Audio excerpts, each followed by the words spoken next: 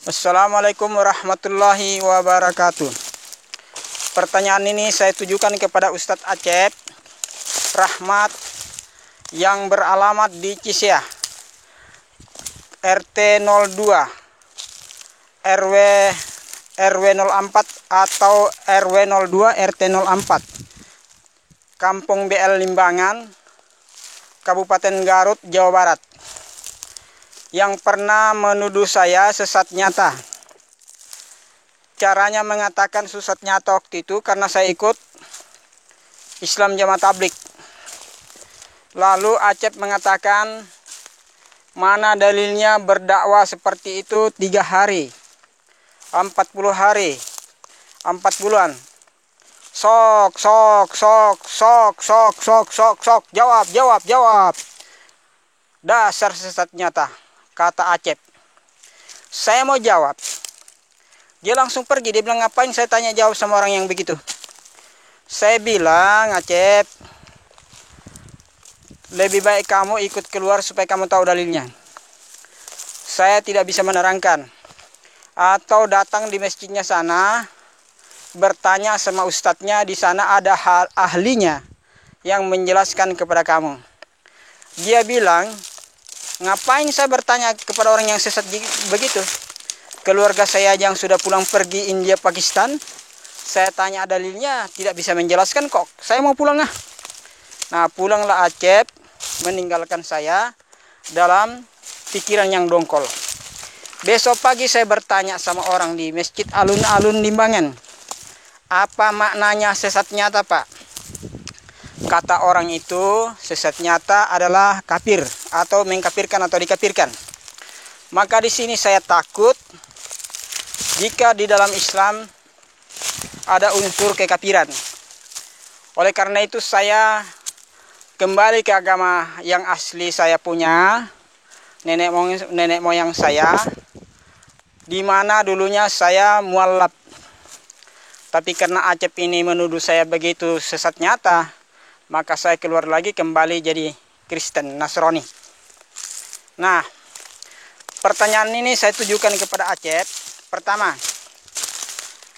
kalau orang Islam atau Acep sholat, membaca takbiratul ulah, membaca doa iftitah, inna sholati wa nusuki wa mahyaya wa mahmati lillahi rabbil alamin, yang artinya kurang lebih, sesungguhnya sholatku, hidupku, matiku hanya untuk Allah. Yang saya pertanyakan, yang manakah bagian Allah dalam hidupnya Acep? Berbuat baik setinggi langit atau berbuat buruk setinggi langit, itu untuk Acep sendiri akan diperlihatkan di akhirat. Akan ditimbang sebagai amal buruknya Acep dan sebagai amal baiknya Acep, untuk tiket masuk surga atau neraka. Nah, yang manakah bagian Allah dalam hidupnya Acep? Kalau dikatakan berjihad, memperjuangkan anak istri supaya hidup tentram, hidup damai, orang di luar muslim juga berusaha seperti itu. Bukan Acep saja. Yang kedua, benarkah mayat-mayat orang Islam disiksa dalam kubur jika tidak tahu menjawab pertanyaan mungkar nakir? Seperti dibakar, dipukul kepalanya sampai remuk.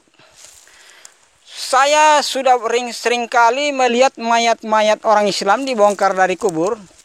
Demi kepentingan masalah hukum, ternyata tidak ada bekas siksa. Nah, coba dijawab ini secara ilmiah, Cep, dengan bukti fakta nyata sesuai dengan kejadian. Karena kejadiannya banyak mayat-mayat orang Islam dibongkar dari kubur, ternyata kain kafannya masih utuh, tidak ada bekas siksa. Nah, yang ketiga, Cep, benarkah Nabi Muhammad SAW sudah pulang dari langit ke-7 sampai Sidratul Muntaha, ketemu dengan Allah Ta'ala di atas? Pada saat ketemu dengan Nabi Musa alaihissalam, siapa yang saksikan Siapa yang membuktikan? Karena kalau ada buktinya, ada saksinya, baru orang yakin. Tapi kalau tidak ada, bagaimana kita mau yakin? Nah, tolong dijawab Acep secara ilmiah pertanyaan saya ini. Yang ketiga, di dalam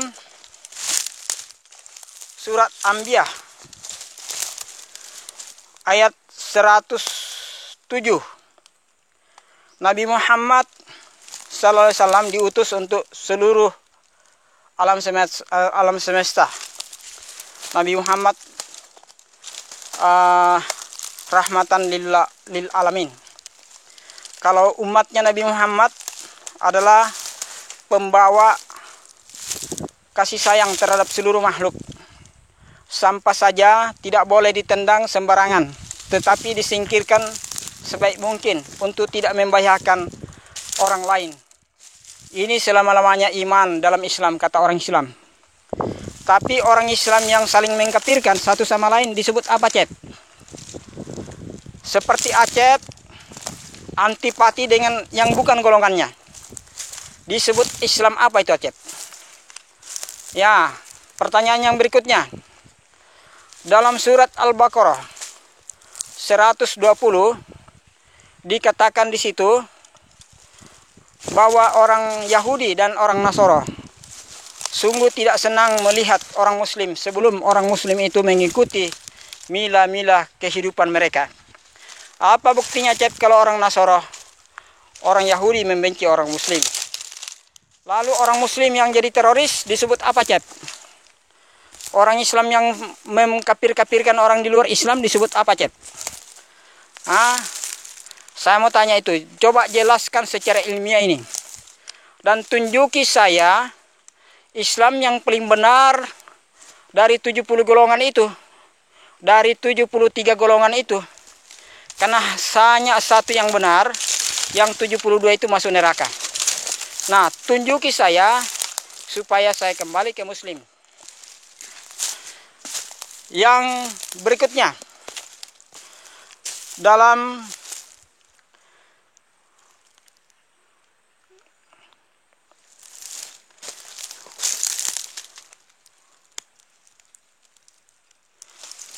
At-Taubah 141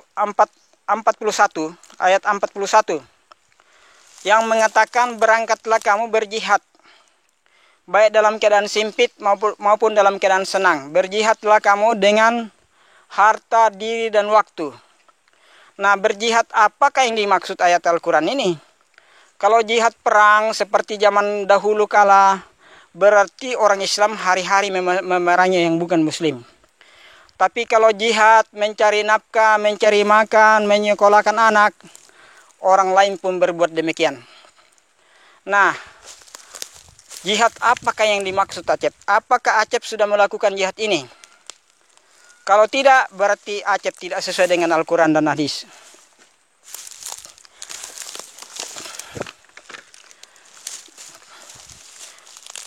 Di dalam Al-Hadis dikatakan, dunia adalah penjara bagi orang Muslim dan surga bagi orang non-Muslim. Pertanyaannya, lalu orang Muslim yang kaya raya, yang punya hotel sampai 3, toko di mana-mana ada, perkebunan karet di mana-mana ada, dan sawit, tambang batu bara di Kalimantan, di Sumatera, itu disebut Islam apa, Cep? Itu umatnya siapa, Cep? Karena Al-Hadis ini mengatakan dunia adalah penjara, tidak bebas bergerak untuk leluasa mencari nafkah, menyukuri apa adanya seperti sahabat.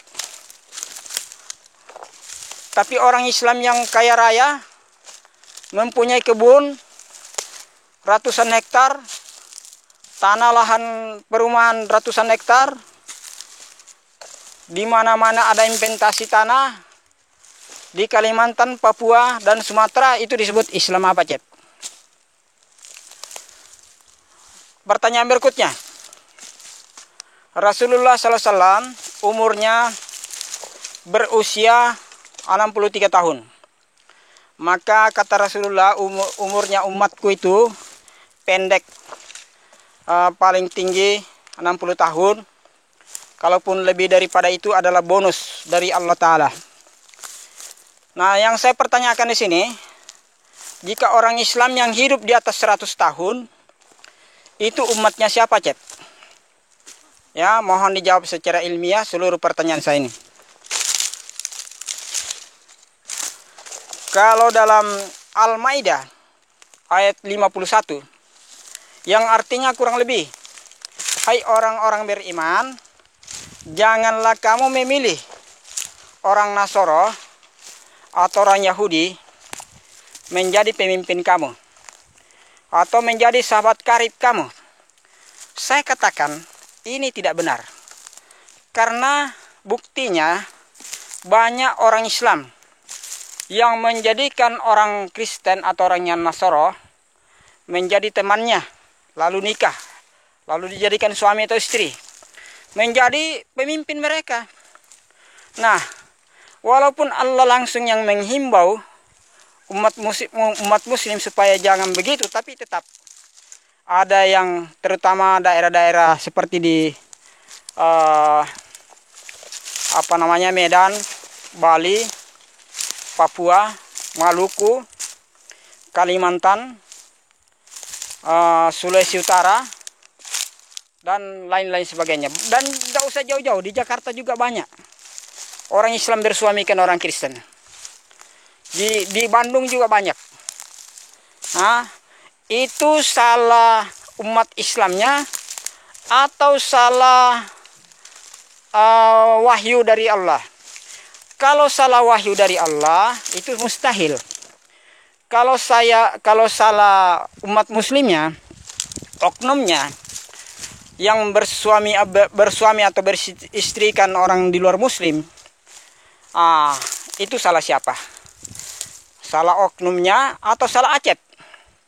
Karena Acep tidak memberi peringatan kepada mereka. Karena sesungguhnya peringatan itu sangat berharga bagi mereka.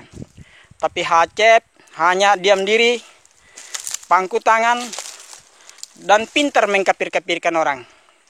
Ya, oke, selamat Acep.